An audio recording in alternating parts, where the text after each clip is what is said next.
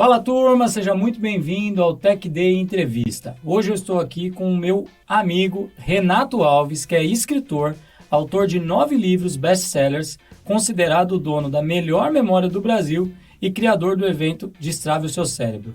Para muitos, ele é considerado o rei da memória do Brasil. Eu fui numa palestra desse cara e fiquei uma semana lembrando de 5 pontos que ele falou para a gente não esquecer na palestra. Então, o negócio funciona. Renato, seja muito bem-vindo. É um prazer te receber aqui na Tech Day. Obrigado, galera. Prazer enorme, né? Poder dividir um pouquinho com o público, um pouquinho sobre memória, concentração, aprendizagem. Tá em falta esse tema, né? Engraçado, quanto mais eu trabalho com memória desde 1996. Foi quando eu fiz a primeira palestra para um público enorme de 6 pessoas. E de lá para cá eu tenho visto a tecnologia avançar cada vez mais e vem um paradoxo. Quanto mais a tecnologia evolui, mais as pessoas estão ficando esquecidas. Então eu acho que é um tema que vem... Olha aí. E já falando disso, eu me esqueci de apresentar o Eduardo Pontes, que está aqui também, Tudo bom? para ajudar a gente aí nesse bate-papo, nessa conversa com o Vamos Renato. lá, nesse papo super interessante aqui com o Renato. O Eduardo é um cara muito preocupado com a questão da memória. Afinal, passou aí dos 55 anos de idade, a coisa já começa a ficar mais puxada. Eu vou começar já te perguntando isso, Renato. Qual a relação de idade com perda de memória, com falha de memória, né? A gente liga muito uma coisa com a outra. Eu sou infinitamente mais jovem que o Eduardo, mas de vez em quando a memória já começa a falhar. E você sempre coloca a culpa na idade. Você fala, eu tô ficando velho, tô ficando esquecido. Isso é uma desculpa ou isso faz sentido? Faz sentido. Faz sentido porque o envelhecimento, ele é um fato e todos nós vamos passar por isso e graças a Deus vamos passar, né? Porque quanto mais você envelhece, sinal que você está vivendo mais, né? Dura o cara morrer jovem, né? Mas tudo bem, aí tem os problemas do envelhecimento. Um deles é a demência, é a doença neurodegenerativa, que vai aos poucos tomando os seus neurônios e aí pode afetar a sua memória. Pode afetar, né? Aí que está o ponto.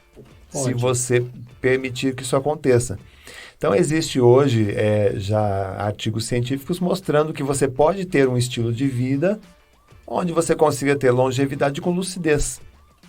Tem gente que tem longevidade, mas não tem lucidez, dá trabalho para a família, né? Tem o Alzheimer e tal. Sim. Agora, tem gente que tem longevidade com lucidez. Você pega, por exemplo, academias de letras, né? Estaduais ou municipais. Quem tiver curiosidade, um dia visita, né?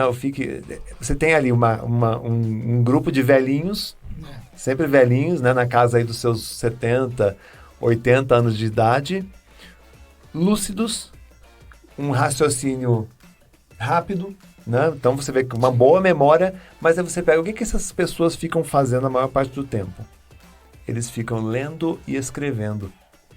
Então, já para a galera que está assistindo a gente, primeira dica para você contar no almoço de domingo lá com a tua família, tá?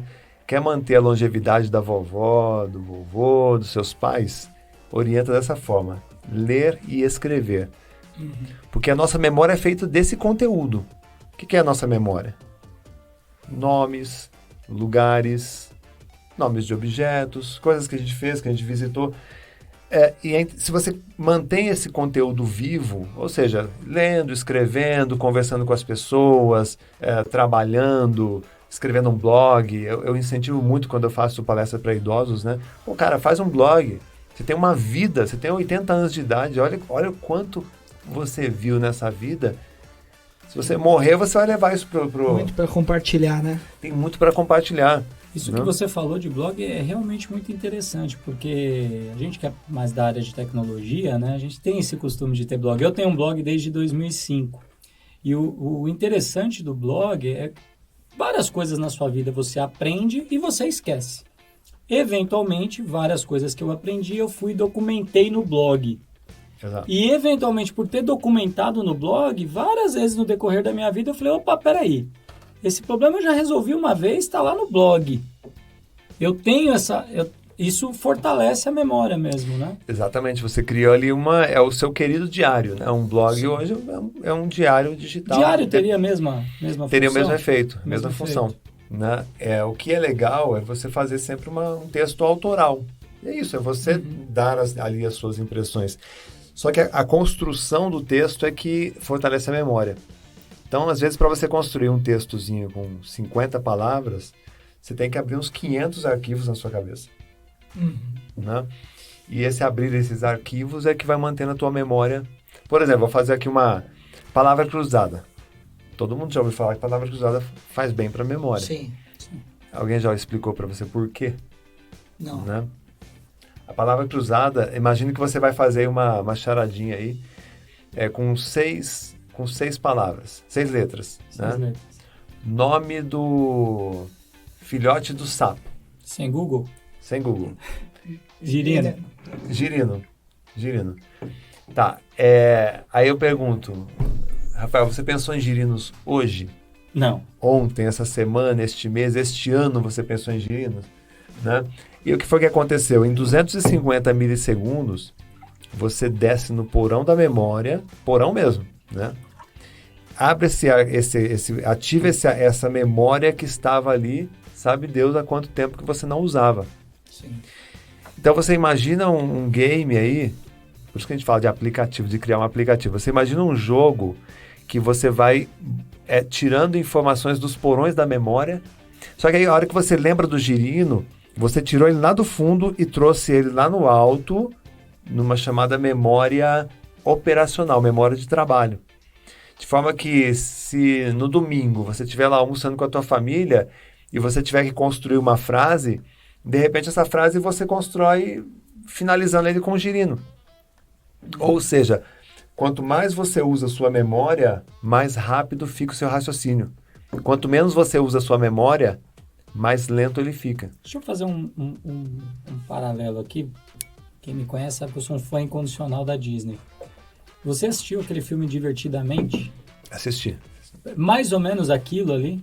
A memória ela vai lá pro fundo de uma gaveta que fica guardadinha Pode lá ser. e ela vai se...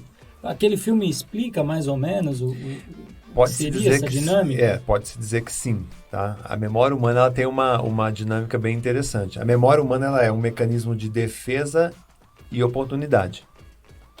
De defesa, na medida em que você memoriza instantaneamente tudo aquilo que provoca dor e sofrimento. Tá? Então, se você, por exemplo, você está falando nesse microfone, aí você encosta nele e toma um choque, pode ficar tranquilo que você vai... Talvez você esteja Sempre dando ideias associar. ruins para a audiência de como ensinar tabuada para os filhos. Você vai associar imediatamente Choque. e aí você vai ficar 7 vezes 8. com trauma de... Eu sei porque no meu estúdio eu tinha um microfone que dava choque. Então, cara, você ficava traumatizado. Tinha que tocar no microfone e já se deu preparava. E a memória também é um mecanismo de oportunidade. Ou seja, nós memorizamos tudo aquilo que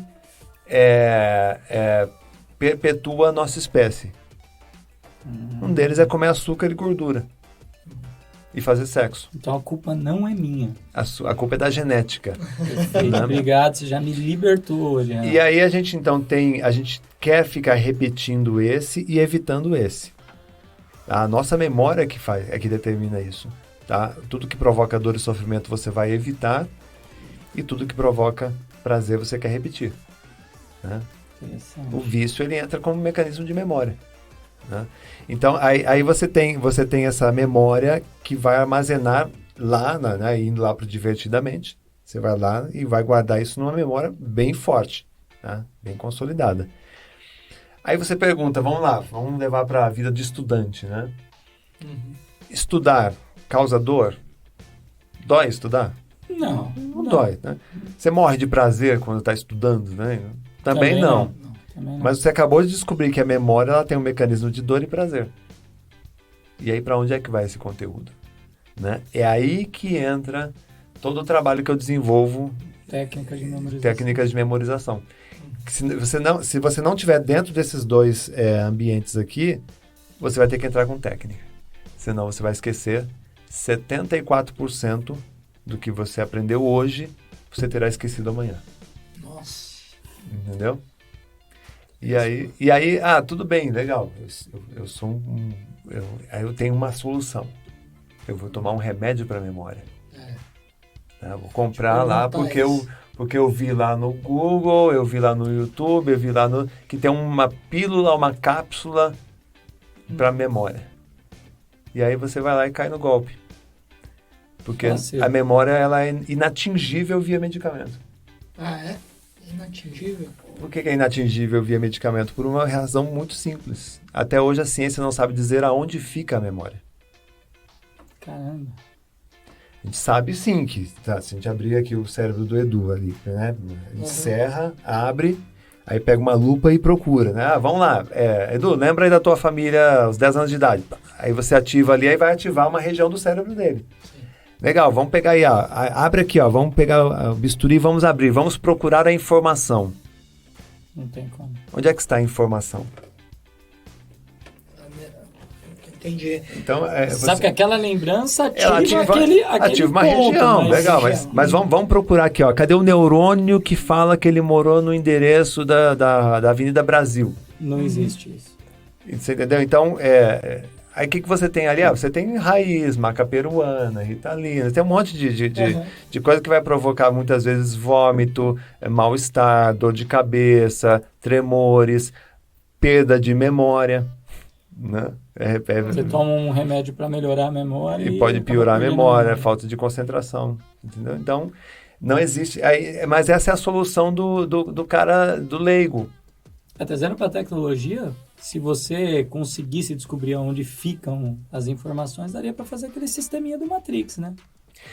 Eu vou lá e implanto uma memória nova em você e acabou. Aí você entra numa discussão que vem da filosofia da mente, que é outro tema que eu estudo muito. Tem dois tipos de filósofos da mente. Tem o filósofo internalista e o externalista. Então, o internalista ele diz assim, olha, a memória ela fica dentro do ser humano. Tudo bem, pode não ficar no cérebro, mas está ali na célula, está ali no DNA, até porque o DNA também já foi provado que o DNA não o código de um DNA é o equivalente a um CD-ROM de 700 megabytes que nós temos aí. Então, não está no DNA. Não tem como, porque é muita informação. É muita informação. O externalista vai dizer assim, não, a memória humana ela está fora do ser humano. Ela paira, é uma inteligência coletiva que nós nos conectamos e capturamos de uma forma que ainda não compreendemos, que a ciência ainda não consegue compreender. Está na nuvem. Né?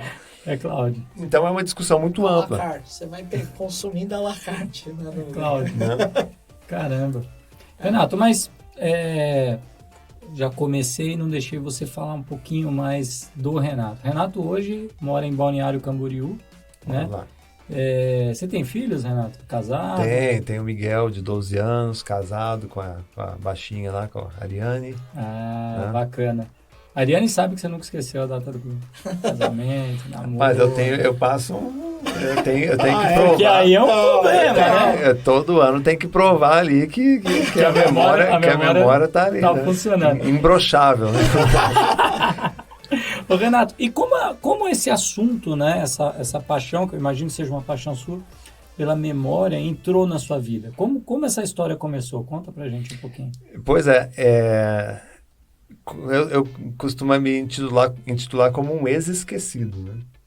Um cara que na faculdade sofria muito para aprender, né? Especialmente a minha graduação inicial foi em computação, né?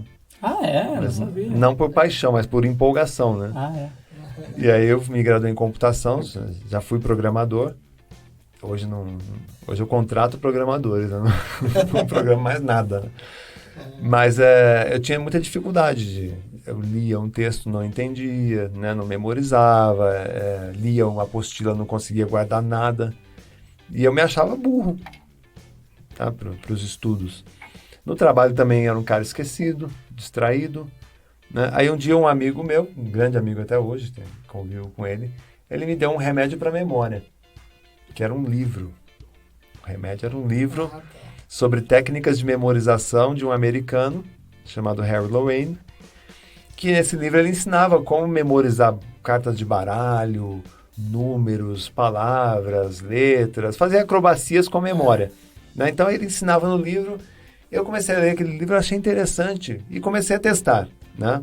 Falei, caramba, eu consigo memorizar um monte de coisa, mas aí caiu a ficha. Falei, peraí, se eu consigo memorizar esse monte de informação aqui, significa que eu tenho uma boa memória. Então meu problema é que não me ensinaram a memorizar nos estudos. E aí eu comecei a pegar aquelas técnicas todas e adaptar para os estudos, né? Para o texto, para as matérias em geral. E aí eu comecei a resolver o meu problema com os esquecimentos. É a melhor forma de começar, né? Na época da faculdade, ajudava um, ajudava o outro, e aí começou a ter aquele burburinho, o pessoal queria saber como é que eu fazia isso. Eu dava aula de computação, de programação numa escola chamada CDI Informática, não sei se você já ouviu falar disso aí. Era uma rede, depois virou Microlins. Não, Microlins né? Microlins então comprou essa...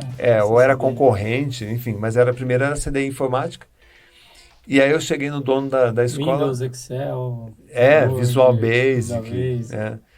Aí eu cheguei no dono e falei assim, cara, eu montei um curso aqui de memorização e você tem a estrutura, eu tenho um treinamento, vamos fazer assim, eu te dou 30% do que eu consegui de aluno aqui, né? É aí que a gente está falando de 1996, né? Sim. E aí ele topou, pode usar, fim de semana não tem aula mesmo, né? Aí eu comecei a fazer. Só que aí, como era uma rede de franquia, o pessoal da CDI da outra cidade, ficou sabendo que tinha um curso de memorização lá na sua CDI unidade. Da minha unidade. E aí eles queriam também esses cursos. Aí foi onde começou. Aonde isso? Qual cidade? Tupã. No interior de São Paulo. De São Paulo. E aí foi onde comecei a minha vida de palestrar. Eu larguei o emprego e comecei a trabalhar exclusivamente. Quantos anos já nisso? 25 anos trabalhando 25 anos trabalhando exclusivamente com memória. Fala de posicionamento, né? 25 anos a mesma... Caramba, cara. No mesmo segmento. Tem história, né? Tem história.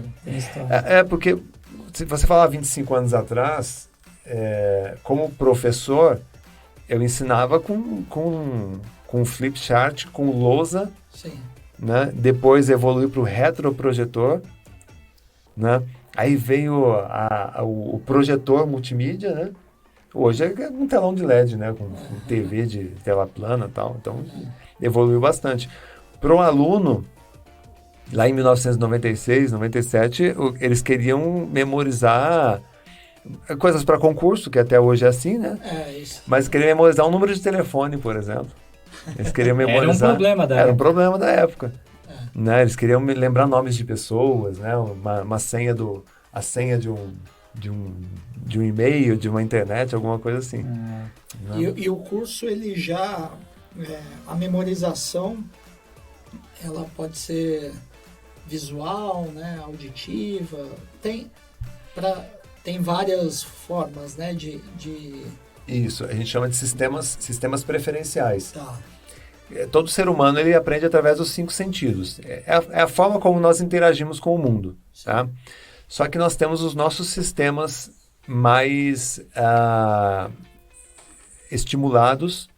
Então, tem gente que é mais visual, tem gente que é mais auditivo, tem gente que é mais sinestésico. Tá? Então, a pessoa visual ela aprende por imagem. Então, um visual, ele abre mais os olhos, ele tem um olhar fixo, para ele entender, ele tem que ver, ou ele tem que desenhar, tá? Esse é o visual. Ou se ele não tiver essas referências, ele vai ficar imaginando o tempo todo. E o visual, quando está conversando com você, é igual esse cara, está olhando fixamente.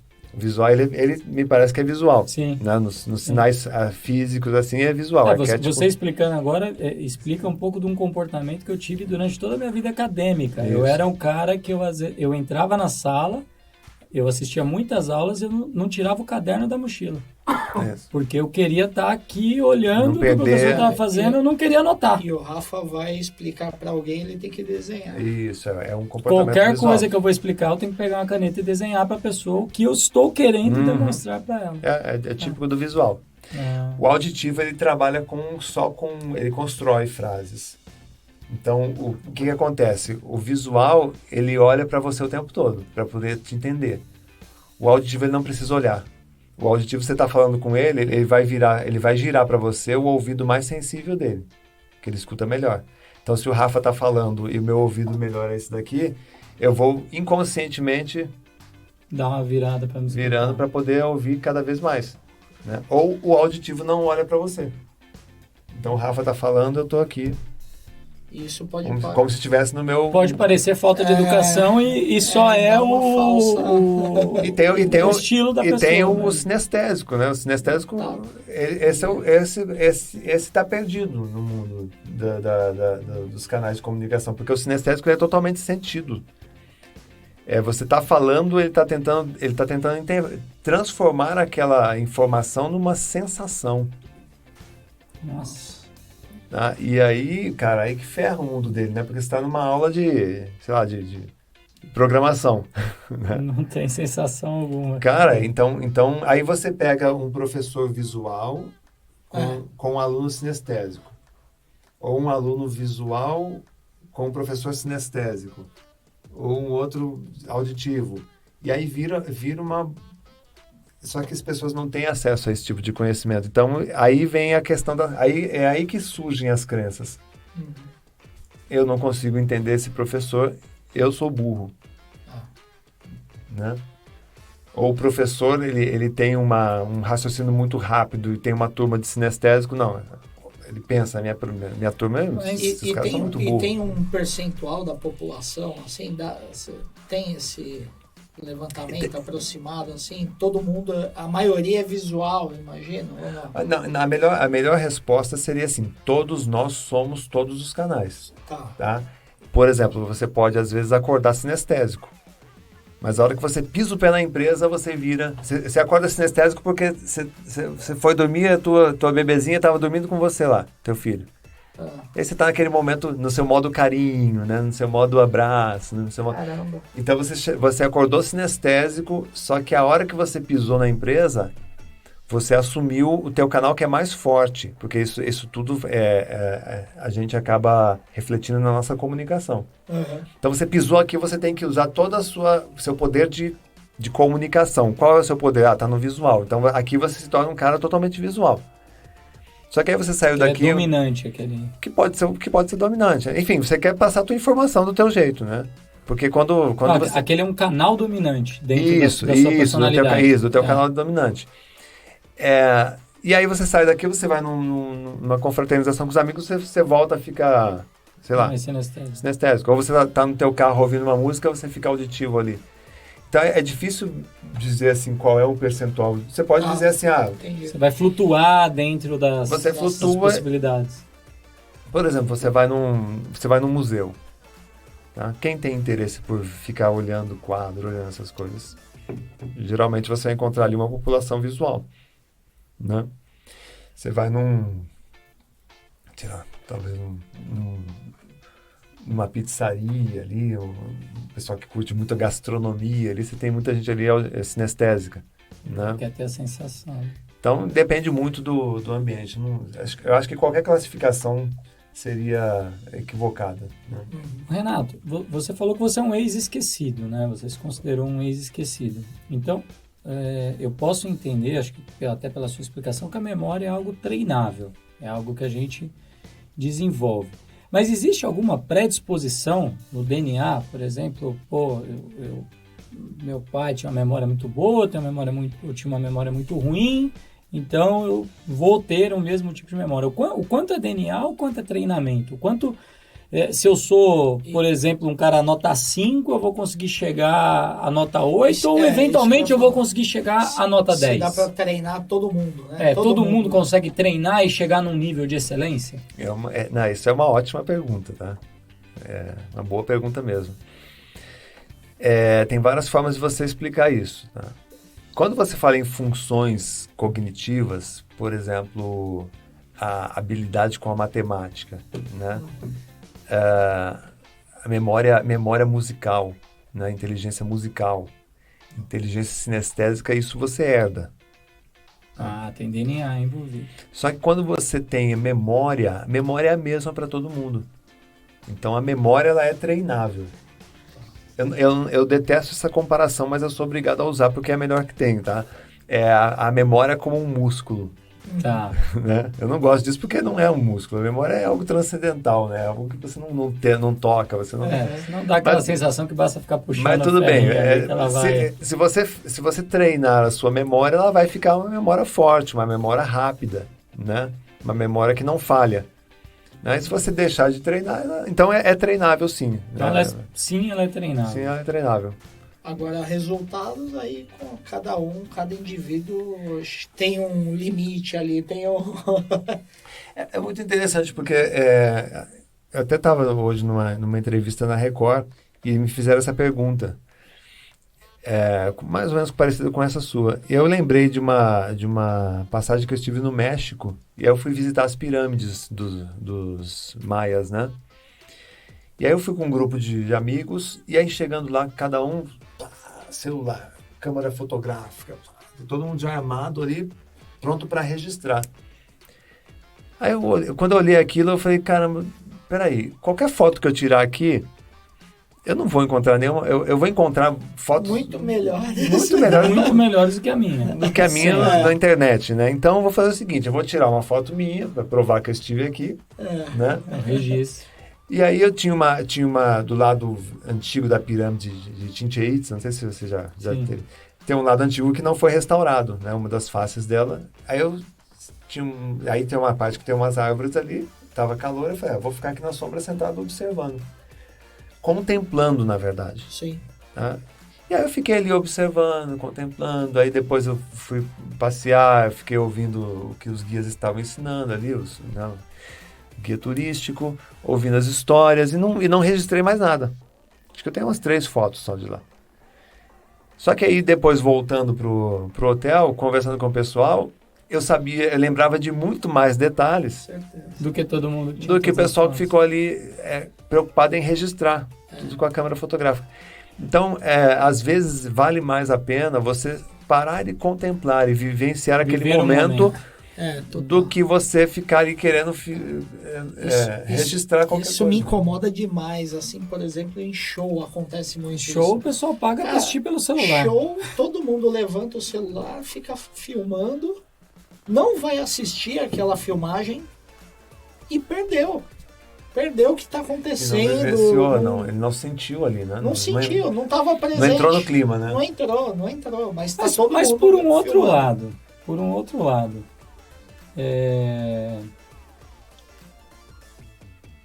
quando para quem cresceu ali nos anos 80 e 90, e eu vou contar essa história, quem ouviu o último episódio já ouviu essa história, Nos porque é a 80, mesma 90, história. Você já tinha quantos? 20 anos? Já.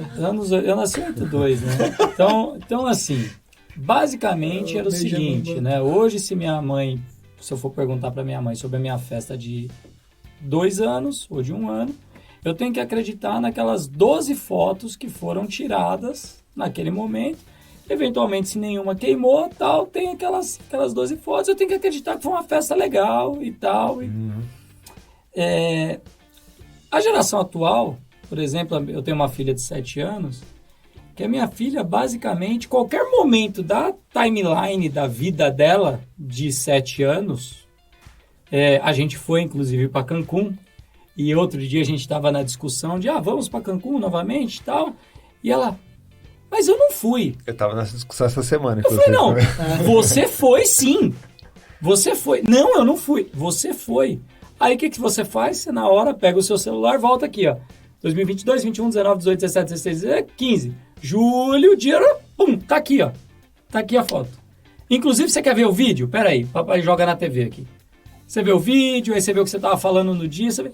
Qual é o impacto disso, né? Se é que dá pra gente imaginar o que vai ser o impacto de uma vida, que tem até um episódio do Black Mirror que fala disso, né?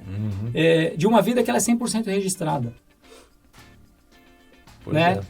Esse papo tá bem filosófico. Tá. Tá, total. Porque né, dependendo da idade da criança hoje, ela tem basicamente fotos de todos os dias, ou se talvez Sim. de 80% dos seus dias de vida. Isso. Né? E a gente não viveu isso. A gente tem lembranças, memórias. Tem um registro mês a mês ali, pelo menos tem, né? Pelo menos mês a mês tem. Você consegue imaginar, Renato, qual vai ser o impacto disso? Porque hoje, essa criança, ela não precisa, de certa forma, ter a preocupação de se lembrar das coisas. Quando ela quiser lembrar, ela vai na timeline do iCloud. E isso, eventualmente, fortalece mais a lembrança dela, porque eu tenho um outro exemplo, né? Eu conheci amigos já mais velhos, 30 e poucos anos, que falavam assim, eu fui na Disney quando eu tinha 5 anos. Uhum. Só que eu não lembro nada, porque eu tinha 5 anos. A minha filha, ela fica eventualmente revisitando a viagem dela da Disney. Mas é visual só. Todo fim de semana ela vai lá, joga o vídeo lá. Não, joga o vídeo, ela se vê novamente andando no castelo. Mas isso não tem sensação, prejudica, não tem emoção, não tem nada. Ou eventualmente pode fortalecer essa memória? Eu acho que não prejudica, porque tem o efeito do albinho de fotografias, né? Uhum. Sabe aquele albinho de fotografias que tinha lá na gaveta, que de vez em quando você dava uma folhada. Pegava e dava uma folhada. Eu acho que nesse sentido não prejudica, ao contrário, você traz mais detalhes. Porque eu tenho da minha... Eu acho que até os meus 10 anos de idade, acho que eu tenho... Cara, se tivesse 4 fotos é muito. Era a nossa realidade, pouquíssimas imagens. O resto é construção mnemônica. Inclusive, a gente não sabe se de fato viveu aquilo ou se a gente... criou. Fantasiou aquilo. Tá fantasiando, né? Aquilo. É. Beleza. Eu acho que nesse sentido não tem problema nenhum. Tá? O que me preocupa hoje é você ter essa obsessão por registrar coisas que deveriam estar... Você delega para a memória artificial coisas que deveriam estar na tua memória natural. É uma delegação de... Isso vai piorar, né? Porque o Facebook agora lançou óculos aí com a Ray-Ban que você não precisa nem tirar o celular do bolso. A câmera tá aqui no óculos. Você ativa, você só né? fala assim, tiraram uma foto, acabou. Porque qual é o grande problema, tá? Se você for lá na Grécia Antiga, na época da cultura oral, antes da cultura escrita, né? Quando escrever dava trabalho pra caramba, né? Porque você tinha que esculpir uma pedra. Aí você errava ali, putz, errou. E agora? Tem que quebrar a pedra, joga essa pedra fora, vamos começar de novo aqui. Meu Deus. Então, né, quando a cultura ainda era oral, todo o conhecimento era transmitido assim. Eu tenho um conhecimento, né? Eu transmito pro Rafael. O Rafael pega aquele conhecimento. Peraí. Entendi. Mas eu acho que eu posso melhorar aqui, eu posso melhorar ali, eu posso... Tá. Aí eu pegava esse conteúdo, melhorava, aí você ia lá e contava pro Edu. Aí o Edu pegava, é assim, é? Pô, mas e se eu fizer desse jeito? Aí ia lá e transmitia para um outro, para um outro, para um outro. Então, a gente tem uma... Se você for na área de direito, uma série de áreas, né, dos estudos atuais, eles são baseados nesses textos, né, da Grécia Antiga, que eram textos assim ainda da cultura oral, que veio ali, a própria Bíblia, que a gente tem hoje. Antes da Bíblia existir, a Bíblia foi passada durante séculos de forma oral. Uhum. Ou seja, estima-se, né, e aí já vem no campo da especulação, né, que as pessoas tinham uma memória 500 vezes melhor do que a nossa hoje. Simplesmente porque eles não tinham aonde anotar. Então, aprender era uma grande oportunidade. Tem coisas simples como um livro de receitas, né? Hoje quando você vai numa palestra, num evento, você relaxa, né? Liga o gravador. Olha esse slide aqui. O próprio palestrante, meu. Sai da frente e fala, vai, gente, tira a foto. Professor, né, também. Fala, vai, gente, tira a foto. Quando não tem palestrante que vira e fala assim, não precisa tirar foto que eu vou mandar o PPT para vocês. Você entendeu? Esse ainda é um pouco mais consciente, porque ele diz assim, eu vou não fotografa. Foca no que eu tô falando. Nada. Foco no conteúdo aqui, né? Mas fora isso, então você vê hoje uma geração, eu até uso o exemplo da calculadora, tá? Você nunca vai esquecer como se faz uma adição, subtração, divisão, multiplicação. Você sempre vai saber como se faz. Porém, se toda vez que você vai fazer uma operação, você usar a calculadora, as suas funções lógico-matemáticas do seu cérebro, elas vão ficando mais lentas, por falta de estímulo. Porque, na verdade, o que você está estimulando é que se você apertar essa tecla, depois aquela tecla, depois aquela tecla, acontece aquilo. E não necessariamente a lógica. Isso. E a lógica matemática. É assim, né? Se eu vou usar a calculadora, eu deixo de usar minhas funções. Por não usar, eu não confio. Por não confiar, eu adoto a calculadora. É um Vocês são círculo programadores, já entenderam Círculo o loop que vicioso. criou aí. Né? Na memória é a mesma coisa. Então, se ao invés de memorizar eu escolher anotar, Então, eu já ia aproveitar para te perguntar isso. Quais são bons hábitos para treinar a memória? O que eu deveria ou poderia fazer no meu dia a dia de forma a melhorar, a desenvolver essa uma característica? boa memória. E uma coisa até antes. Tem uma idade mínima? Qual que é o momento ideal para Começar a treinar. esse treinamento? Eu Já acho- passou, Edu, para você já. Já foi. Não, porque Sacanagem. você fez o comparativo do físico, Isso é né? piada interna, Renato. Porque tinha- Sempre tem. Porque no físico eu tinha lendas, né? Lendas não, mas tenho. Musculação, 16 anos, ainda tá em formação, não podia fazer, lembra? Tinha essa sim, história, sim, né? sim. Tinha Ah, muito isso. É uma boa pergunta. Vocês não são repórteres, mas conseguem formular ótimas perguntas. Não sei se Obrigado, tem obrigado. formação de jornalismo. não. Mas é uma boa pergunta. A partir do momento que eles estão sendo alfabetizados. Então, por exemplo, você pega uma criança, você quer acelerar a alfabetização do teu filho, você tem lá a bola, você vai lá, pega uma caneta e aí você escreve a letra B, né? Então, no copo dela, no copinho dela de plástico, você escreve a letra C. Ou então você escreve a palavra copo, né? No brinquedo, a letra B, né? E aí você começa a fazer a criança se acostumar memorizando esses símbolos. Esses símbolos depois se transformam em sílabas, que se transformam em palavras, e aí quando você vê teu filho com 4 anos já sabe ler. Que era o Mac, Coca-Cola, né? As crianças sem ser alfabetizadas sabem, né? Bate o olho já Coca-Cola. isso. Tinha tudo. Então a idade Toda para essa- abaixo disso eu acho até desnecessário, porque a criança ela já é uma esponja por si só, né? Sim. Já memoriza com facilidade. Como é que se faz para melhorar? Cara, assim, eu tenho um livro chamado Faça Seu Cérebro Trabalhar para Você. Tem 85 técnicas diferentes ali. Só isso. Bastante coisa. Mas então vamos pegar algumas Vou pôr aqui, o link vai. na descrição do episódio. Aqui. Vamos lá, digamos que você queira evitar a anotação. Ao invés de ficar anotando tudo igual um louco, né, você vai... Eu diria assim, parar de anotar para quem é acostumado é igual você mandar o cara parar de fumar. Não É dá o pra cara parar. aqui, ó. É o cara do Parar de papelzinho na estudar, mesa. parar de Papelzinho estudar. na mesa. Não, Papelzinho e caneta na mesa. Não sou Caderno, pra estudar, caderno. não. Nunca fui. Dia a dia. E eu brigava com a minha esposa, assim, cara, porque ela tem o hábito de estudar já escrevendo e queria ensinar meu filho assim. Eu falava, não faz isso. Ele tem que ler e entender o negócio. Porque cada um tem a sua forma incorreta, né? A minha filha está começando agora Acertadamente ou não. a fazer lição de casa, né? Ela tem 7 anos. E a minha briga com ela é que ela vai responder as perguntas e ela quer, enquanto está escrevendo, estar formulando. Ela está formulando a frase e escrevendo ao mesmo tempo. Eu falo para ela, não. Responde para mim verbalmente primeiro, aí depois você escreve. Eu tento separar nas duas funções. Isso. Primeiro, decida como você vai responder a Tem que pergunta. entender, né? Depois, registre a sua resposta. São momentos diferentes do raciocínio. Você assistiu uma palestra minha em algum momento. Eu né? acho que eu já assisti, Renato. Acho que eu já assisti. É o seguinte, o caminho tá correto, é esse mesmo, tá? É livro, cérebro e depois papel. Tá? Papel registro. Isso. Qual é a prova da memorização? É a explicação. Então, quando você consegue explicar aquilo que você estudou, tá? Significa que você memorizou. Se você Verbalizar. Se você não consegue explicar, meu amigo, não adianta. Você decorou. Não, você não aconteceu nada.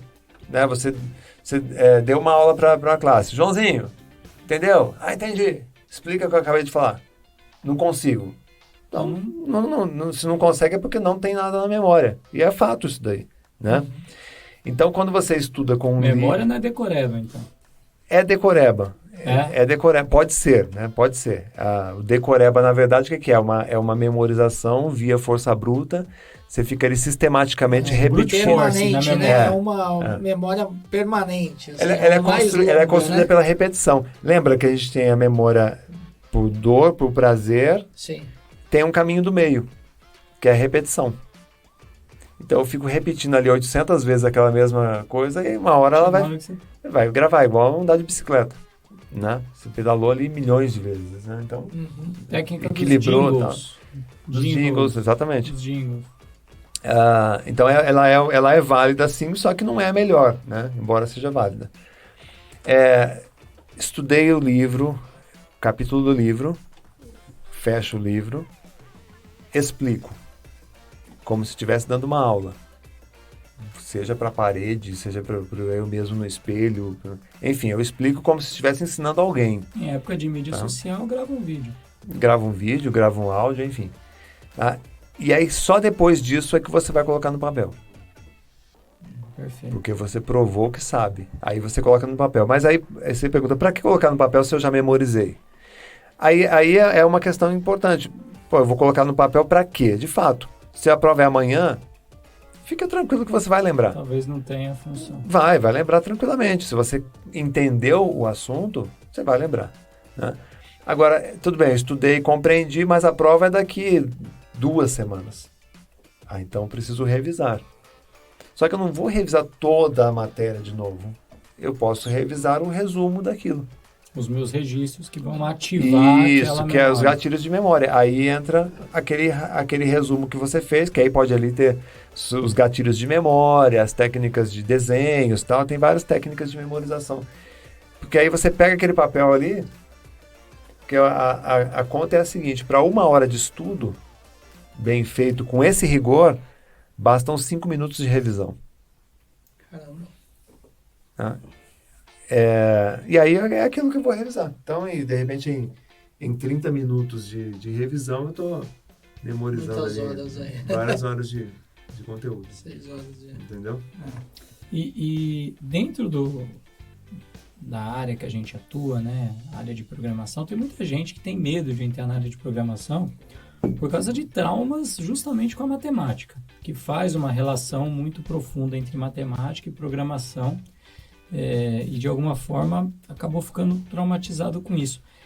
Existe alguma dica específica para lidar melhor com matemática? Porque as pessoas relacionam demais matemática com memória, né? Para eu ser bom em matemática, eu tenho que ter uma memória boa. Essa relação é direta mesmo? Qual é a dica assim, para matemática, especificamente? Mas é legal entender até no geral, que isso é uma baita curiosidade que eu tenho, se funciona, se aplica para todo tipo de conteúdo. Por exemplo, idioma também, né? Que aí são outros... Imagino que são outras áreas né? São outros gatilhos, né? Mas legal. São outros mecanismos de memória. Então, quando você fala em matemática, é compreender e repetir. Tá? Então, você bate nessas 2 teclas. Compreender e repetir, compreender e repetir, compreender e repetir. Então, por onde você começa o estudo da matemática ou da lógica de programação ou das funções que você usa dentro de uma linguagem de programação? Você dá aquele código para a pessoa, fala assim, que código é esse aqui? Essa aqui é a fórmula X, ela é utilizada para isso, você utiliza nesses momentos aqui, nessas situações você utiliza para chegar em tal resultado. Se o cara consegue explicar aquela fórmula, aquela equação, enfim, significa que ele sabe. Ele sabe. Perfeito. O que eu vou fazer agora? Eu vou bater em cima da utilização daquilo. Então, o que a gente... E eu lido com alunos o tempo todo, né? Com estudantes, né? O cara, ele vai pegar uma fórmula fórmula de Bhaskara lá, por exemplo. Ele olha para aquilo, o que é essa aqui? A fórmula de Bhaskara. Para que serve? Não sei. Como é que se utiliza? Não sei. Então, ele não quer... contextualiza nada, assim, não né? tem. Se você não consegue explicar... Aí vem de novo aquela questão, a prova da memorização é a explicação. Você quer estudar matemática, mas espera aí.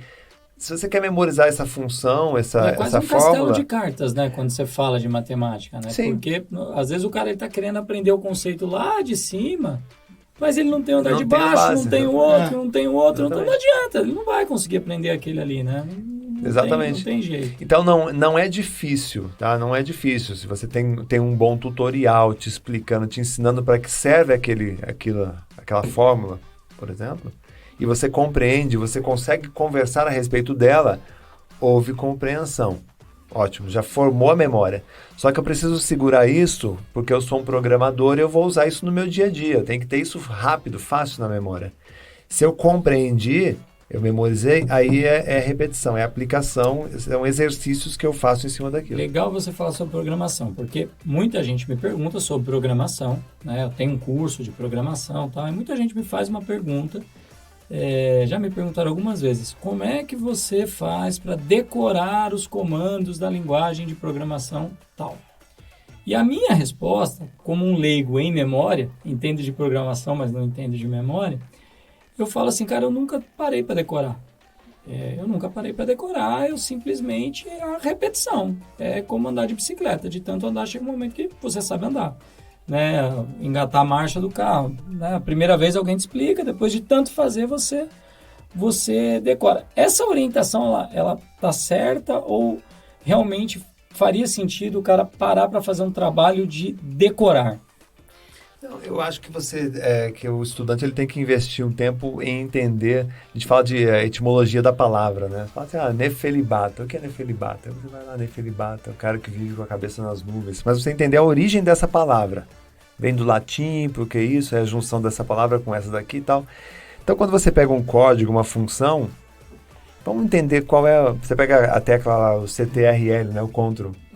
Né? O que significa? É uma tecla de controle. Né? Por que ela tem esse nome?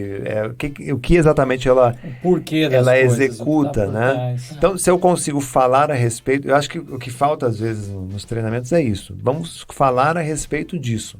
Conceitos, talvez. Decompor as coisas. Decompor e você transmitir aquilo de uma forma que a pessoa consiga falar a respeito daquilo. Vamos conversar sobre isso. Né? Controle. Mas controle do quê? Isso. Você consegue executar. Conseguiu bater um papo a respeito do assunto... Aí, meu amigo, você quer fixar isso na tua memória? Ótimo. Escreva essa fórmula uma vez a cada 5 horas por 4 dias. Não importa o tamanho dela. Você vai conseguir memorizar ela rapidamente. Não importa o tamanho? Não importa o tamanho, mas antes disso, invista em entender. Entender a ponto de explicar. Então, isso é geral mesmo. Eu até costumo dizer o seguinte, só de... Imagina. Explique como quem explica a uma criança. Nunca explique como quem explica a um adulto, porque se você explica como quem explica a um adulto, você está explicando para você mesmo. E você sempre se entende. E você vai cortar detalhes. Na sua loucura, você sempre se entende. Então, por via das dúvidas, deixa eu ver se eu sei. Eu vou explicar como se tivesse uma criança na minha frente. Legal. Porque aí você acaba tendo que usar o poder da associação.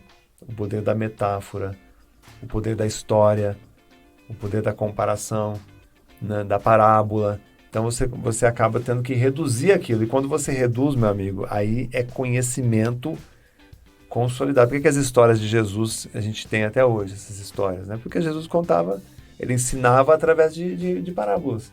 Histórias. Né? E a história ela é eterna, né? Isso é legal porque assim, é algo que eu tinha dúvida assim, será que eu tenho mais dificuldade? Eu só consigo memorizar as coisas, entender, contextualizando tudo. Eu tenho que dar um passo para trás, parece, para entender, aprofundar, para daí memorizar e tal. Então isso é um método que atinge geral, assim. Isso é uma construção de conhecimento bem lúcida, né? Acho que o que falta hoje para o estudante? Falta um pouquinho de paciência, né? As pessoas querem, às vezes, uma resposta instantânea. Elas não querem, assim, preparar o solo, plantar a semente, colocar um adubo, regar, esperar, a hora que germina, cuidar, para lá na frente colher o fruto. Não, o cara já quer colocar a semente hoje e amanhã já colher a fruta. E isso, quando a gente fala em estudo, em aprender, tem um processo de maturidade necessário, né? Legal. Ô, Renato, e agora sim, é consultoria. Eu tenho 2 filhas. Eu vi que você tem um projeto lá que é o Memo Kids. Isso. Explica um pouquinho pra gente desse projeto. Ajuda os pais aflitos aqui a como cuidar bem da memória das crianças. O Memo Kids, ele nasceu de um livro que eu escrevi chamado Não Pergunte Se Ele Estudou. Pergunte se ele sabe estudar.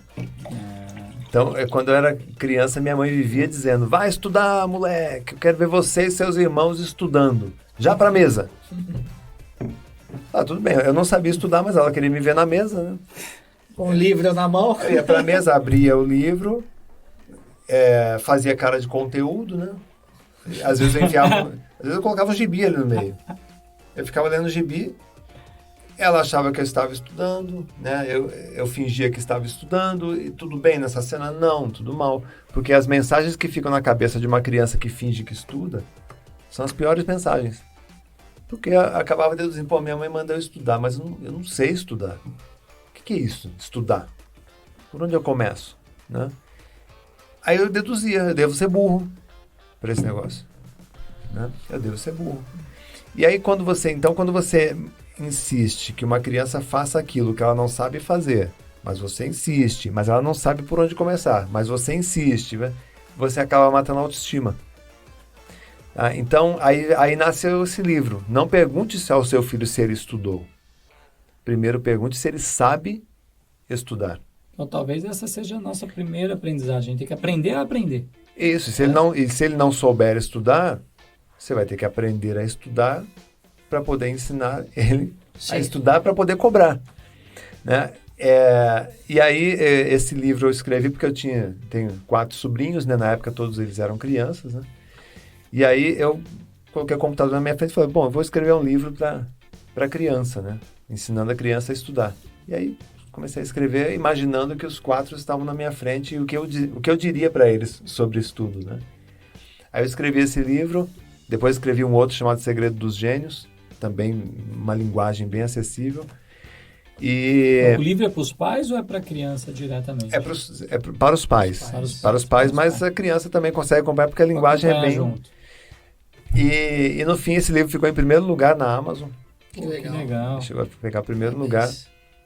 Algumas editoras até recusaram porque acharam que o nome não fazia sentido. Não pergunte se ele estudou. Hoje eles veem que faz sentido, né? Mas já passou a oportunidade deles. Então, eu construí aí desse livro, dessa ideia, desse sucesso, aí nasce o Memo Kids, que aí é a onda do curso online, né? Aí é necessidade de criar um curso online para pais ajudarem os filhos a estudar.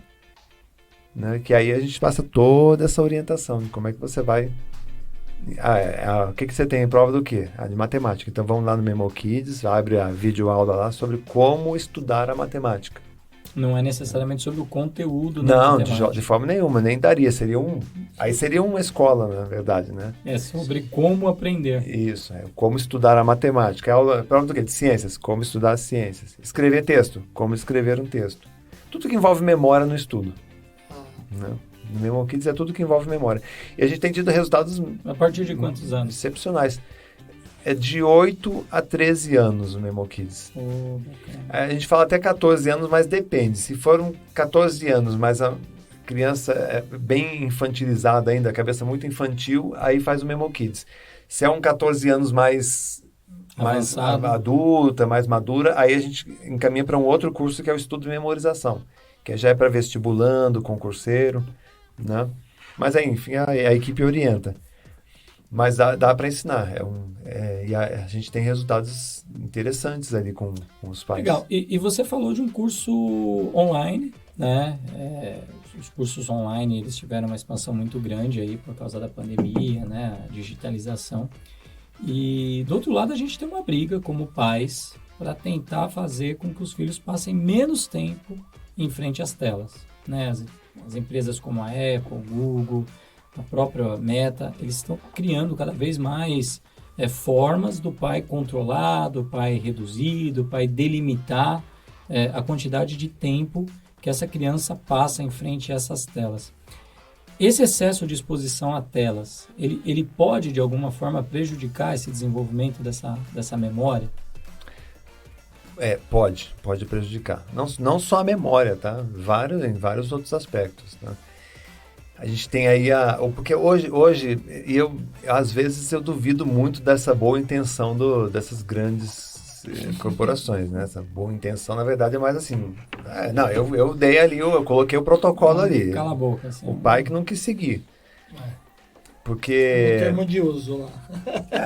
O que acontece? Você tem... Eu estava esses dias no quarto, meu filho estava jogando videogame, E aí eu deitei do lado dele e eu comecei a prestar atenção nele jogar. E aí eu comecei a me questionar. Falei, pô, o molecada gosta de videogame, mas não gosta de ler um livro, né? Aí eu comecei, e eu tenho muita facilidade de entrar no mundo das crianças, né? Então eu não vou dando dura, né? Eu vou, pô, que jogo é esse, filho? Pô, é legal, né? Nossa, pô, esse carro é bacana, né? Como é que você fez pra botar essa cor nele? Tem como mudar de cor? Enfim, você vai entrando no mundo da criança, a criança vai te dando abertura. E aí quando ele deu bastante abertura, eu falei, filho, deixa eu te perguntar uma coisa. Por que as crianças gostam muito de videogame, mas não gostam de livro? Né? Aí ele, pai, acho que o videogame ele é legal, ele é colorido, né? Tem aqui as fases, a gente passa de fase, conquista, assim. Aí foi explicando ali as vantagens do videogame, né? É interativo e tal. Aí o livro. O livro é legal, mas é aquele negócio, você fica ali olhando, né? Aí lendo, tal. Aí eu perguntei para ele, você lembra do livro que você leu o ano passado, O Mistério dos 5 Estrelas? Ele, lembro. Então, você lembra o nome do personagem? Ele, era o Léo. O Léo. O que o Léo fazia? O Léo, ele era o mensageiro do hotel. Era o protagonista ali, né? Tá, e o que aconteceu? Ele foi lá no quarto do Barão, que era o vilão, né? E aí ele foi entregar ali uma encomenda e ele viu que tinha um cadáver debaixo da cama. E aí, como é que foi? Aí a gente foi conversando sobre o livro, né? Aí quando terminou o papo, eu falei assim, filho, você tá vendo a diferença? A partida que você jogou há minutos atrás, no videogame, não lembra de... É tudo igual, é a mesma coisa. Descartável. Você matou, você correu, você foi lá e pronto. Não mudou muita coisa. Só que a gente está falando aqui de um livro que você leu o ano passado. Né? É quase um ano, você ainda lembra. Então, não tem ainda nada que supere o poder da leitura. Quando você fala em desenvolvimento cognitivo. Uhum. Porque a leitura, ela te obriga a imaginar. Né? A entrar naquele mundo. E aí, quando você entra nesse mundo, você vai criando conexões no teu cérebro. Você vai criando memórias. Porque são histórias que você está ouvindo. E aí você tem esse efeito. Eu lembro de muitos livros que eu li na minha infância. Sim. Não sei se vocês lembram, mas eu ainda lembro de livros que a escola obrigava a ler na infância. Né? E isso molda o nosso cérebro de uma forma muito positiva, muito forte, que os games não conseguem. Você lembra do Pense Bem? Pense Bem era um jogo muito legal. Cara, eu vou dizer pra você que eu... Você não lembra do Pense Bem? Não, Pense eu Bem, conheço. Eu tinha uma prima que ele vinha uns livrinhos, e aí era tipo um microcomputador, assim. Eu sei. E aí você ia lá, respondia as perguntinhas e ele sabia na memória se aquela pergunta estava certa ou estava errada. É um computadorzinho. Mas, Renato, vamos lá. Você prometeu pra mim que você ia recitar, digamos que é esse o termo para o que você faz, um número que o nosso amigo editor vai colocar na tela aí depois, que é o número pi. Pi. Vou tentar. O número pi. Será? Opa. Ó, para quem não sabe é isso aqui, ó. O editor vai colocar depois na tela aí. Bora? Vamos ver se eu lembro ainda um pouquinho do pi, vai. Olha isso. 3,14, 15, 92, 65, 35, 89, 79, 32, 38, 46, 26, 43, 38, 32, 79, 50, 28, 84, 19, 71, 69, 39, 93, 75, 10, 58, 20, 97, 49, 44, 59, 23, 07, 61, 04. Aí vai. Cara, você tá de brincadeira. A primeira linha pra mim já não vai. Eu me perdi. Não tem como. Eu nem sei onde é que... Mas como é que você... Como? É aí que é... É isso que eu queria saber. Com a técnica. Qual é a técnica? Porque o mágico não conta o seu segredo. Mas isso não é mágica. Não é mágica. Eu vou acrescentar na pergunta. Se eu lendo me perdi na leitura, como que você não se perde de onde você estava? Na memória. Então, na verdade, eu tenho que falar... Para falar um número longo, tem que ter muita concentração. Tá? Então... É ritmado? Não, na verdade, o que é um número? É uma forma geométrica, abstrata. Então, se você olhar o número, ele não representa nada que não seja ele mesmo. Não, porque assim, aqui nós E estamos aí- em 4 pessoas, eu vi você fazer isso na frente de 3.000 pessoas, e você foi muito mais do que Isso. O que acontece?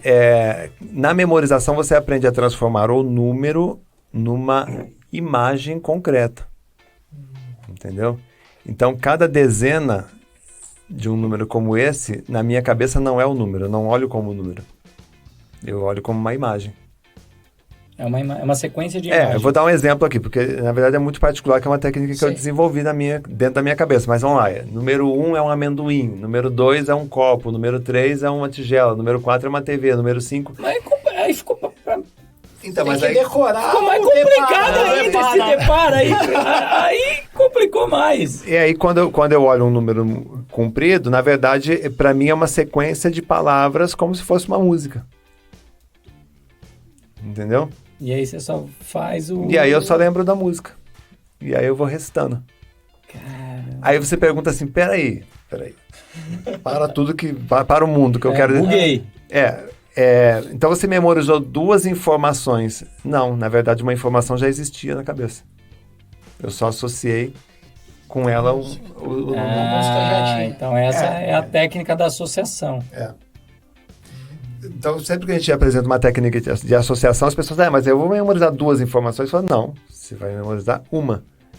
A nova, porque a informação da associação original, a base já está pronta na tua memória. Então, isso é usar a memória com inteligência. Você usa o conteúdo existente na tua memória. Por isso que aí vem algo que a gente começou na nossa conversa aqui. Quanto mais você usa a sua memória, mais forte ela fica, né? Porque quanto mais você estimula e você cria uma base de conhecimento, mais fácil fica memorizar as coisas. E a tecnologia, ela de maneira geral, ela está atuando como um vilão para a memória. Porque ela cada vez menos nos obriga a lembrar das coisas. Eu lembro que eu vi uma palestra sua uma vez que você deu uma técnica para não esquecer mais onde está a chave do carro. Isso. Eu esqueci da técnica e comprei um AirTag da Apple. E aí, toda vez que eu não sei onde está a chave do meu carro, pego o celular, falo, cadê a chave do carro? A chave começa a apitar e me mostra uma setinha onde está a chave do carro. E aí, isso deixou de ser uma preocupação lembrar aonde eu pus a chave do carro. Não precisa, vai ser só apertar um botão. A tecnologia, pelo que eu tenho visto, ela atrapalha no desenvolvimento da nossa memória. Ela é um vilão, ela é como o doce para dieta, digamos assim. Mas tem como usar a tecnologia a favor? O que eu poderia fazer, o que a nossa audiência pode fazer para não abandonar a tecnologia? Gente, não é para abandonar a tecnologia, hein? Pelo amor de Deus. Mas usar a tecnologia de uma maneira que também ajude nessa manutenção e nessa evolução da saúde da memória. Da memória. Pois é, uma ótima pergunta. Eu tenho iPhone de última geração. Então eu adoro tecnologia, eu sou fã de tecnologia. Só que eu não deixo a tecnologia tirar um poder natural, que é o nosso cérebro. Ele é um computador de carne. Ele é um computador biológico com poderes capazes de produzir isso aqui, né? Só que o que acontece? Toda vez que você coloca a tecnologia para fazer o papel do cérebro, você acaba tornando essas funções cognitivas mais lentas. Você não perde a função, mas você torna lenta. Por ficar lenta, você não confia. Por não confiar, você vai entrar nesse ciclo que a gente já falou aqui. Então, toda vez que você se preocupa assim, poxa, deixa eu pegar e criar um gatilho natural de memória para eu não esquecer a chave do meu carro. Você passa a viver mais no presente. Então, na verdade, o fato de você se preocupar em usar uma estratégia de memorização sem recorrer a uma estratégia artificial faz com que você viva mais no presente. Usar um gatilho, minha esposa pediu para eu passar na padaria e comprar pão. Deixa eu criar um gatilho para lembrar de comprar pão. O aniversário da filha, o compromisso. Você falou de aniversário agora. Eu esqueci 2 anos seguidos o aniversário do meu pai. Que raio que eu tenho que fazer? Se eu te perguntar agora qual é o dia de nascimento, você sabe qual é o dia? Sei, O mês, você sabe qual é? sei. Então pronto. Então você não esqueceu. Você não lembrou quando deveria. Eu não lembrei no momento O certo. que deveria, justamente. É outra coisa. É outra coisa. Então, você vê como que a gente tem um ponto de vista equivocado em relação à nossa Diferente. memória? É. Não é que você esqueceu. Você sabe qual é a data. Está escrito na tua cabeça. Você só não lembrou quando deveria. Se eu te falar que eu tenho um agravante, que o aniversário dele é um dia depois do dia que eu conheci a minha esposa.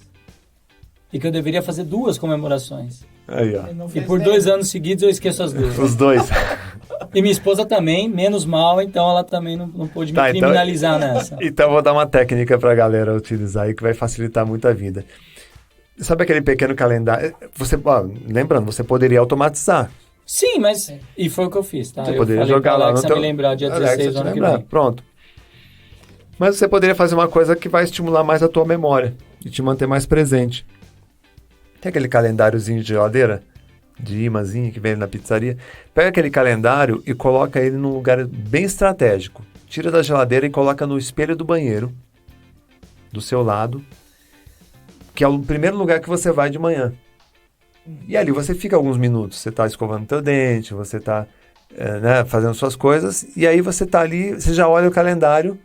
Pô, hoje é dia, sei lá, 6 de março. E aí, a hora que você tem consciência da informação, automaticamente... É um gatilho. É criar uma situação Isso, que te faça pensar naquilo. Porque a informação existe na tua cabeça. Sim. Você só precisa ativá-la.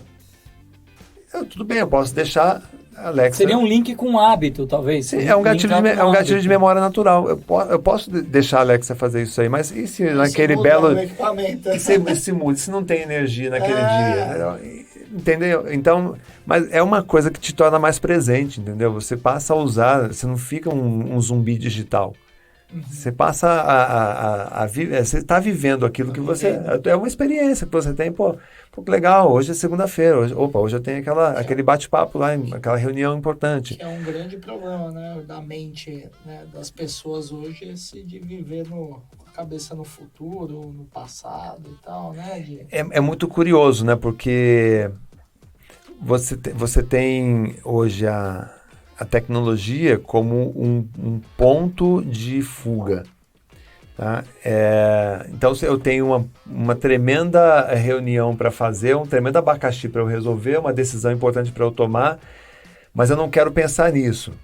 Então, o que eu preciso? Eu preciso procrastinar, mesmo que de uma forma inconsciente. O que eu tenho para eu procrastinar nesse momento? Deixa eu checar. Então, eu vou checar se chegou mensagem, se alguém curtiu a foto. E aí, quando eu checo que tem mensagem, e quando eu vejo que alguém curtiu a foto, eu tenho no meu cérebro uma descarga de dopamina. Oba!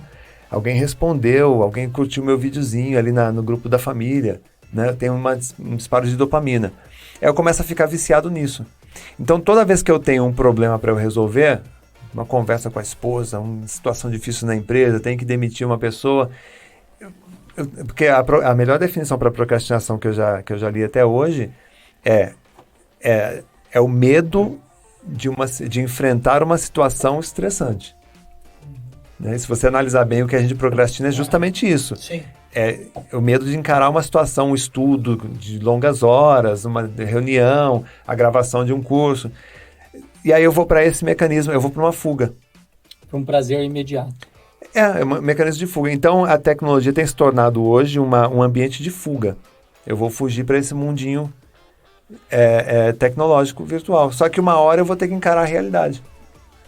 Entendeu? Então, As redes sociais, né? E aí, quando a gente tem que encarar a realidade, a gente vê que aquilo não está resolvendo, aí você cai na real. E aí, ao cair na real, você só tem 2 caminhos. Ou você vai lá e encara, ou você se deprime. Ou você se estressa, ou se deprime, e aí vem o cortisol, e cortisol é o hormônio do estresse, e aí já tira o teu foco, tira a tua concentração, tira a tua memória, e a tua vida começa a fazer assim, ó. A produtividade vai pro... Porque você fica viciado ali naquela recompensa rápida. E não foi isso que a gente planejou quando comprou isso aqui. Não foi. A gente queria só uma ferramenta para ligar para alguém, né? Só queria uma forma de falar com a minha esposa, com a minha mãe, lá do meu carro, na estrada, para poder... Então, não foi o que a gente planejou, mas é o que tem hoje na vida das pessoas. E só uma... A gente falou ali de exercícios e tal. E sobre fatores que prejudicam a memória? Assim, tanto externos, o que você pode... Pois é, o ser humano ele é campeão em sabotar a própria memória, né? Porque se a gente deixar o nosso cérebro funcionar com a configuração padrão dele, ele vai ser uma máquina perfeita, né? Só que o que a gente faz? A gente, por exemplo, dorme pouco. A falta de sono é prejudicial para a memória. A gente precisa de 8 horas de sono todas as noites. Mas isso é para todo mundo? Ou tem assim, um organismo... Tá, se a gente for buscar na literatura científica, é fato, são 8 horas de sono. Se a gente for buscar lá no post lá do Instagram... No Instagram me fala que eu posso dormir 5 e vou ficar mais rico se eu fizer isso, inclusive. Então depende da tua fonte. Mas assim, então vamos usar a fonte científica, né? Vamos acreditar que a ciência está com a razão, né? Você tem que dormir 8 horas. Por quê? Você demora cerca de 1 hora para atingir um sono REM, né? E você demora cerca de 1 hora para preparar, o teu corpo demora cerca de 1 hora para te preparar para despertar de manhã. Daí 8 menos 2, o que sobra? 6 horas. São essas 6 horas que você tem o sono onde você está consolidando as suas memórias. Onde você está... Aquilo que você aprendeu. Então é como esse copo. Você ficou enchendo esse copo o dia inteiro. Chegou à noite, ele esvazia, né? Vai tudo para memórias, para os arquivos da memória, vamos dizer assim. Só que se eu não dormir essa noite, o que acontece? O copo continua cheio. Aí eu vou jogar o líquido aqui e vai transbordar. Grosso modo, aquilo que transborda é aquilo que você esquece. Tá? Eu estou tentando fazer um desenho aqui. Eu sou visual, eu entendi. Então, eu entendi bem. Se você lida com muita informação, você tem que dormir bem. Eu já ouvi muitos, quando a gente fala de criança, eu ouvi muito falar sobre criança. Criança é precisa essencial. dormir mais ainda. Mais do que as 8 horas, exatamente. Porque senão ela não consolida. Porque o cérebro, até os 15 anos, o cérebro ainda está em formação, né? Então você tem essa... E aí o que a gente faz? Não, eu vou dormir menos para produzir mais, para estudar mais, para rachar. Essa noite eu vi um cara no Instagram falando que dorme 5 horas, acorda 5 horas da manhã, faz jiu-jitsu, muay thai.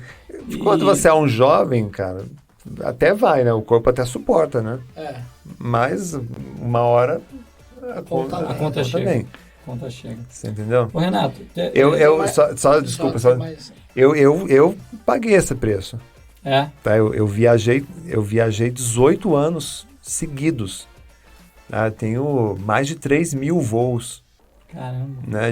Às vezes, quando eu fui o primeiro recordista de memória, quando tive essa projeção na mídia, eu tinha aquela vida de cantor, que você acorda no hotel de manhã, você tem que parar e pensar onde você está. Hoje eu estou em Salvador. Tá? E amanhã eu vou para Palmas. Né? Girou o Brasil. Você foi recordista? Foi o primeiro recordista de memória. E aí,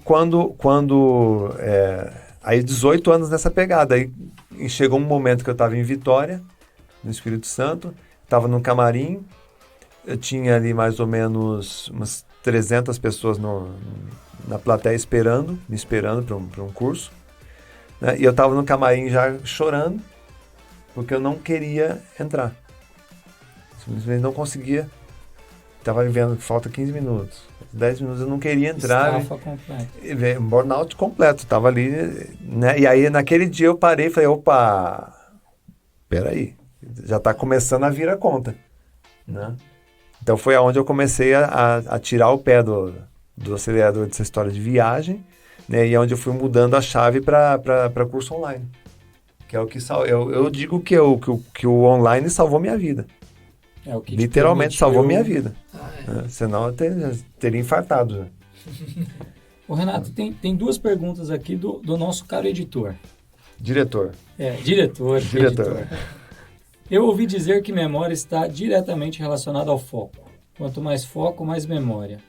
Você trabalha técnicas para melhorar o foco, pensando também na melhoria da memória? Qual é essa relação entre foco e memória? Primeiro, do ponto de vista conceitual, não se usa a palavra foco, tá? Porque foco, se você pegar o dicionário, foco significa meta ou objetivo. O termo é concentração. Concentração. Então, aí a resposta é sim. A memória está intimamente ligada ao nosso processo de concentração. Então, se você está aqui lendo um livro com os olhos nas páginas, mas com a cabeça nas nuvens, você está sem concentração. Só que aí vem um outro recorte que você faz. Espera aí, a minha cabeça fugiu para onde? Então, se eu estou lendo sobre filosofia e estou pensando em filosofia, isso é reflexão. Se eu estou lendo sobre filosofia e pensando no churrasco de sábado, isso é divagação. Se é reflexão, o que eu tenho que fazer? Eu paro a leitura e dou asas a essa reflexão. É o quê? É uma reflexão crítica? Eu estou concordando, discordando, estou melhorando esse conteúdo, estou aprendendo a respeito disso daqui? Isso você tem que amadurecer. Você pausa a leitura e desenvolve. Deixa eu desenvolver isso aqui, peraí. Isso aqui é importante. Faz a digestão daquilo. Isso, justamente. Agora, se eu estou lendo sobre filosofia e pensando no churrasco de sábado, aí é divagação. Aí o que eu tenho que fazer? Eu corto esse pensamento e volto para a leitura. Isso me lembrou muito de uma época que eu ouvia muitos audiobooks. Eu tive o costume, porque quem é de São Paulo aqui pega muito trânsito. Tem uma possibilidade. Muito trânsito. E o trânsito, ele sempre foi uma oportunidade de leitura. Uma leitura que não é leitura, né? De aprender. Você ouve ali o livro. E várias vezes mesmo, ouvindo um livro, terminava ali uma frase, pausa. Pausa, porque eu preciso... Desenvolver. Calma, porque senão você vai me jogando informação. Eu preciso parar, pensar... raciocínio, entendi, agora eu dou... Perfeito. Play. Perfeito. Então seria mais ou menos. Perfeito, é isso que deve ser feito. Então, às vezes a cabeça foge, né? Essa falta de concentração, mas quando você está presente ali, você vê que aquilo é uma reflexão, aí sim, aí você... Até porque você parou porque estava concentrado, né? Senão você passaria batido naquela leitura. Às vezes você lê um capítulo inteiro, quando você olha para a memória, o que tem ali? É que é mais ou menos igual quando você está ouvindo rádio, né? Você está ouvindo o noticiário de manhã, às vezes passa uma notícia, você nem prestou atenção. Você nem porque prestou tua atenção, cabeça estava em sua outra. cabeça está em outra coisa e tal. Mas quando você está ouvindo o livro, realmente você presta atenção. A segunda pergunta é, existem tipos de memória? Porque eu consigo lembrar detalhes muito nítidos de praticamente qualquer coisa do passado, mas se você me pedir para dar um exemplo de qualquer coisa, eu não consigo puxar na memória. Ou se você pedir para eu te avisar algo daqui 5 minutos, também não. Minha memória é ruim ou só é um tipo diferente de memória? Acho que a pergunta é, eu lembro de uma coisa que está lá atrás, com detalhes, mas se você me pedir para te lembrar de alguma coisa aqui 5 minutos, eu vou esquecer. A minha memória é boa ou minha memória é ruim? A memória sempre será, assim, considerando que ele é um rapaz jovem, né? O mais jovem da sala. Pode-se dizer que a memória dele é muito boa, tá? Você vai ter problemas de memória lá na velhice. Então vamos entender um processo. Eu vou dar um exemplo aqui que vai ficar mais fácil de entender. Você está aqui trabalhando, aí vem uma ligação no seu telefone, aí você olha assim pro telefone, putz, eu estou trabalhando aqui, está tocando, deixa eu ver quem é. Aí é o teu gerente de banco. Ô Rafa, cara, quero que você dê um pulinho aqui sexta-feira, às 14 horas, porque, tem um produto aqui do banco, né, um título de capitalização que eu queria mostrar para você. Você pode dar um pulinho aqui? Não. Pô, beleza, cara. Se der, eu dou um pulinho aí. Aí você volta para cá e...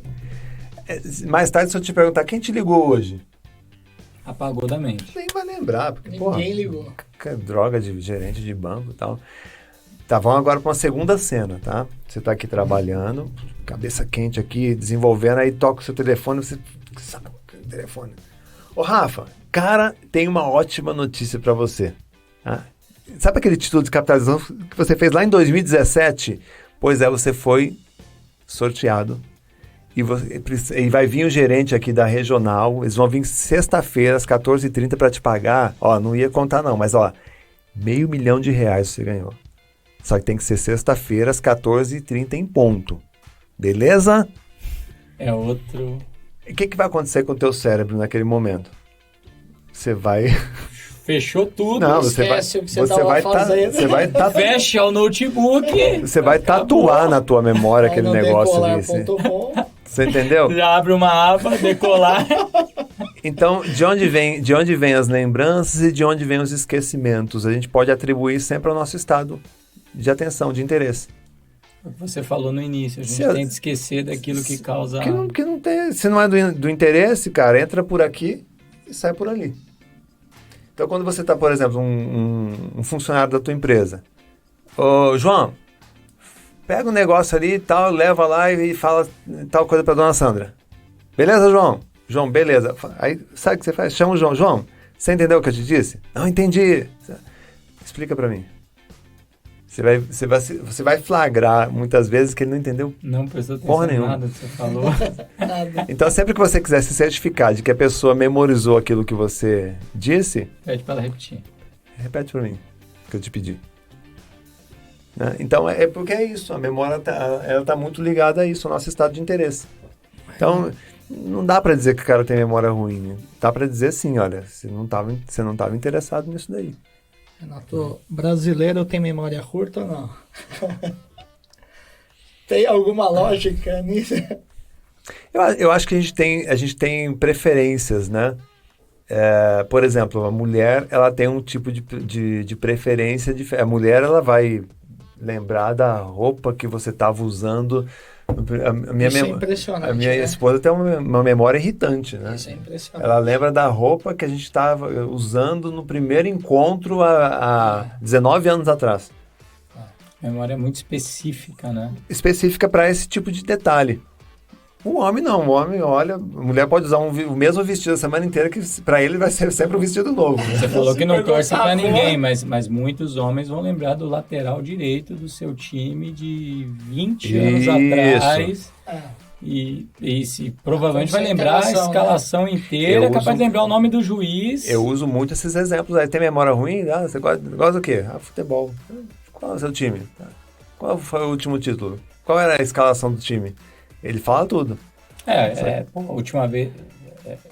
Se eu puxar na memória, capaz de eu lembrar todos os jogos da Copa de 94, quais foram os resultados, a ordem dos jogos. Tá vendo? Porque aquilo foi um momento de felicidade extrema. Então aquilo ele. E tá dentro do seu universo, tá? Aquilo são coisas que atraem a nossa memória. Por exemplo, se eu sou um cara muito ligado à decoração, eu vou lembrar que tinha um detalhe aqui, um vaso, um quadro. Eu vou lembrar porque eu gosto disso. Aquilo que te Mas ele não curte puxa. decoração, então eu posso chegar lá fora depois e perguntar, lembra daquele vaso que tinha em cima da mesa? Ele vaso? Não lembro não. Só que aí ele pode achar que a memória dele é ruim. Eu posso induzir ele a acreditar que a memória dele é ruim. Na verdade não é, ele não tem interesse em vaso, não gosta de vaso, dane-se vaso para ele. Então o que existe é isso. Não é que a pessoa brasileiro tem memória ruim, não. Existem. Então, assim, se você pegar e for generalizar, sim, o brasileiro tem boa memória para coisas do futebol. O americano não. O americano não tem memória para coisas de futebol porque o lance deles é outro. É basquete, né? Então depende muito do contexto que você entra. Não, e isso que você falou, eu já tive situações de, por exemplo, quem tem filho pequeno assiste muitas vezes o mesmo filme, né? Eu sei como é que é. Muitas, e quando eu digo muitas, são muitas mesmo, a exaustão. E engraçado de eu algumas vezes assistir um filme pela primeira vez, ver algumas coisas e ter a certeza que eu assisti o filme, e depois eu assisti novamente e falar, não, mas isso aqui eu não tinha pegado essa nuance. E assistir de novo na terceira vez e pegar uma outra coisa, né? Porque a primeira vez que eu assisti, eu não estava prestando atenção naquele detalhe. Isso é uma coisa que, para filmes que a gente gosta muito, né? Filmes que eu gosto muito, eu já fiz essa experiência de assistir o filme não olhando para o foco central que o diretor mandou você olhar, né? E você passar... A cena ela está acontecendo aqui, mas você está olhando lá em cima o que está acontecendo lá, você está olhando o que está acontecendo aqui do lado, você está olhando o personagem que está lá no fundo, e isso muda completamente a muda sua seu ponto de experiência, vista, né? Muda o seu ponto de vista. É curioso, né? Porque depende também do estado mental que você está no momento que você assiste. Uhum. Se você está no estado mental, você assiste de um jeito e tem uma experiência.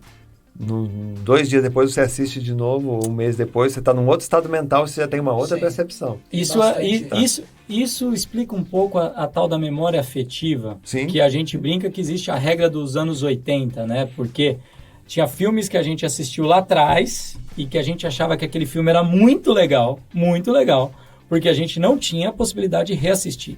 Era uma coisa que ficou lá. E com o streaming, né? A gente passou a ter acesso a praticamente tudo. A gente fala assim, putz, tal filme que eu vi nos anos 80 era muito legal.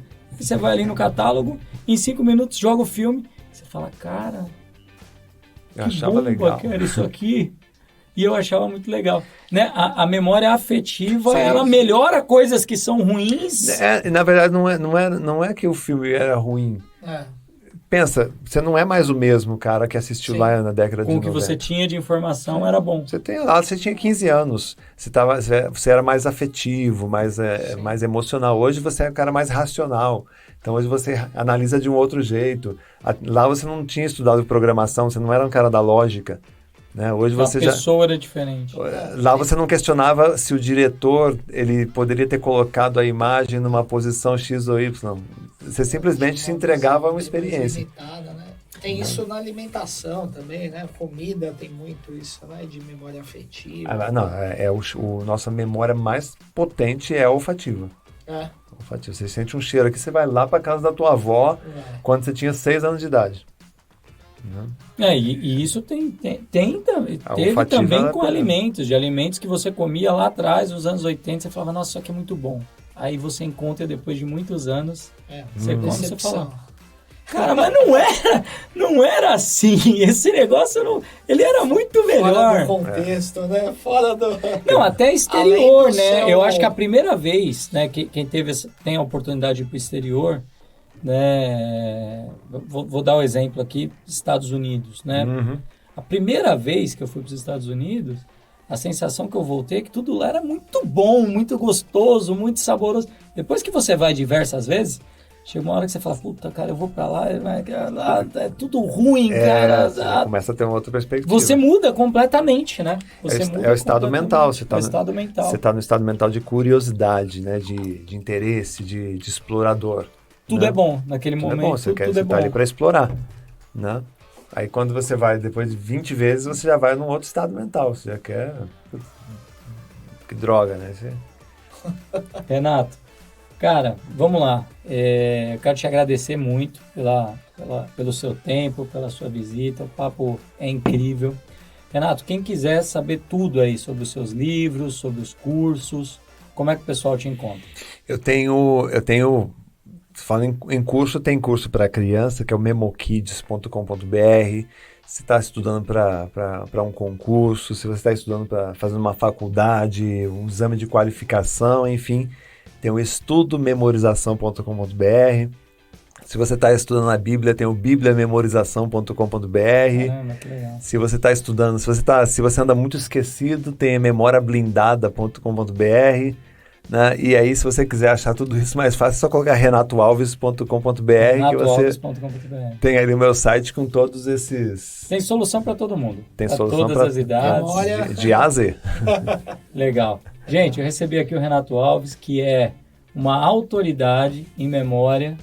Teve a gentileza de compartilhar conosco aí um pouco do seu conhecimento. E, Bom demais. gente, ficamos por aqui e até mais!